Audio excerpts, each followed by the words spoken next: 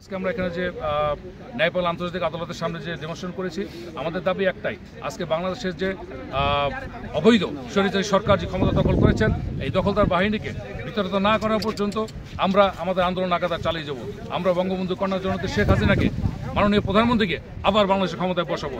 আমরা সারা বিশ্বে মুজিববাদের সৈনিক ঐক্যভাবে কাজ করে যাচ্ছি ইনশাল্লাহ। এবং ইউরোপের বিভিন্ন দেশ থেকে এখানে প্রায় 18টি দেশের প্রতিনিধি ছিল, আমরা সদস্য লোক এখানে অংশগ্রহণ করেছি।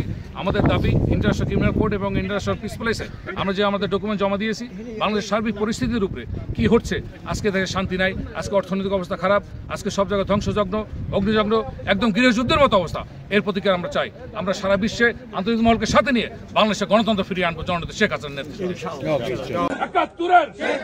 সারা বাংলায় নেদারল্যান্ডে, ইংল্যান্ডে, জার্মানে, বেলজিয়ামে বলো তোমার আমার সবার সেরা বাংলাদেশের ৭১-এর সারা বাংলায় নেদারল্যান্ডে, ইংল্যান্ডে, জার্মানে, বেলজিয়াম ৭১-এর সারা বাংলায় নেদারল্যান্ডে, ইংল্যান্ডে, জার্মানে, বেলজিয়ামে বলো তোমার আমার সবার সেরা বাংলাদেশের সারা বিশ্বের গণতন্ত্রের মানুষকন্যা, বঙ্গকন্যা, তোমার আমার ৭১-এর সারা বাংলায় নেদারল্যান্ডে, ইংল্যান্ডে, জার্মানে, বেলজিয়ামে সারা বাংলায় শেখ হাসিনা সারা বাংলায়